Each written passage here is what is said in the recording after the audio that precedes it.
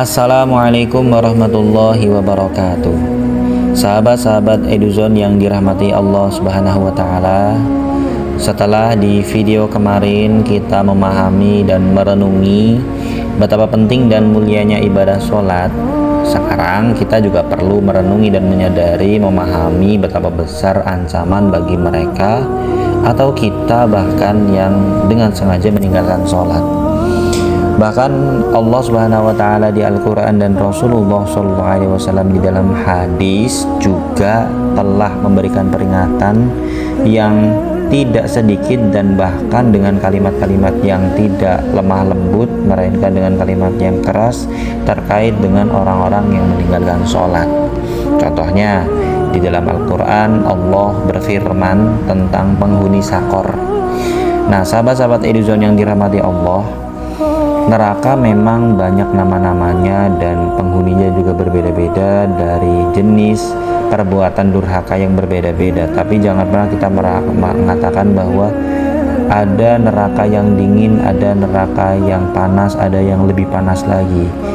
Ya, apapun nama nerakanya dan bagaimanapun keadaan di dalamnya, yang namanya neraka tetap panas bagi kita sebagai seorang manusia. Jadi kita sebagai manusia ya sebaiknya kita berusaha sekuat mungkin supaya kita tidak menjadi ahli neraka dan juga meminta kepada Allah supaya tidak menjadi ahli neraka. Nah, di dalam Al-Quran ini Allah berfirman tentang penghuni neraka sakor dengan firman, apakah yang memasukkan kamu ke dalam sakor atau ke dalam neraka? Kemudian penghuni neraka sakor menjawab, kami dahulu tidak termasuk orang-orang yang mengerjakan sholat. Itu dicantumkan di Quran surat Al-Muddatsir ayat ke-42 sampai ayat 43. Sahabat-sahabat Eduzone yang dirahmati Allah, jadi kalau seandainya kita membayangkan keadaan di neraka maupun di surga nanti, pasti akan sangat tidak bisa dibayangkan bahwa dalam keadaan yang sedemikian rupa ada juga orang-orang yang mungkin merasa heran ketika dirinya itu masuk ke neraka terhadap orang-orang lain juga yang masuk ke neraka, sehingga tidak heran ketika para penghuni neraka dan penghuni surga juga mereka saling bertanya, bersapa, menanyakan apa penyebabnya masuk ke dalam neraka. Dan ternyata jawaban dari orang-orang yang masuk ke dalam neraka sakor itu adalah ketika di dunia tidak termasuk orang-orang yang mengerjakan sholat. Nah, sahabat-sahabat Eduzone, ayat ini jelas menunjukkan ya bahwa meninggalkan sholat itu merupakan salah satu penyebab utama seseorang dimasukkan ke dalam neraka. Maka perlu diperhatikan, perlu hati-hati, jangan sampai kita juga meremehkan sholat yang nanti akan berimbas atau berakibat terhadap penyesalan ketika kita ternyata ditetapkan dan sudah masuk bahkan ke dalam neraka sakor. Na'udzubillahi min dzalik. Oke, Rasulullah SAW juga bersabda, ini masih kaitannya dengan orang-orang yang meninggalkan sholat. Perjanjian antara kami dan mereka atau orang kafir adalah sholat. Barang siapa meninggalkannya maka ia telah kafir. Hadis riwayat Tirmidzi dan Ibnu Majah.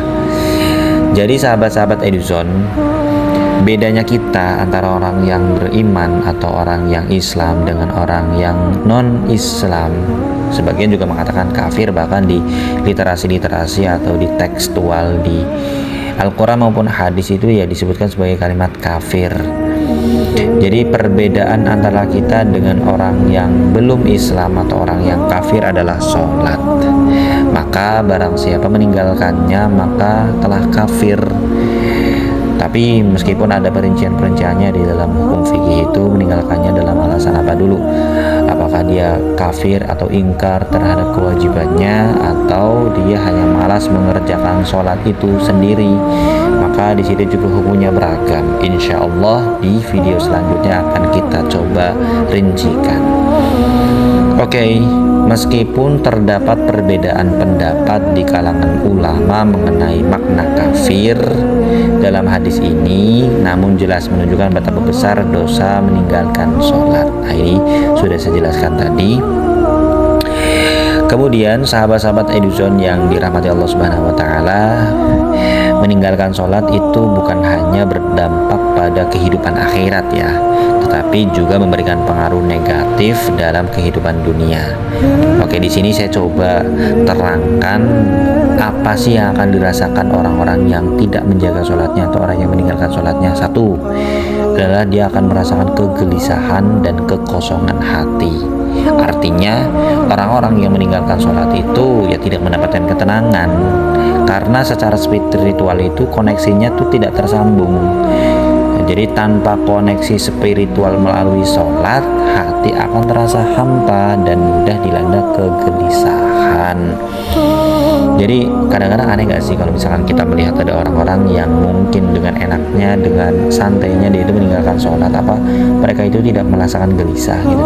Sebenarnya mereka itu merasakan gelisah, bahkan diripu dengan masalah-masalah yang ada itu, mereka itu bahkan hampir depresi. Cuma ya mungkin karena hal itu sudah terbiasa, atau di sisi lain mungkin itu adalah sebuah bentuk istijrat yang diberikan kepada mereka. Tapi kita selalu berhusnudzon kepada orang-orang, dan mudah-mudahan sih mereka semua diberikan hidayah dan taufik dari Allah Subhanahu wa taala.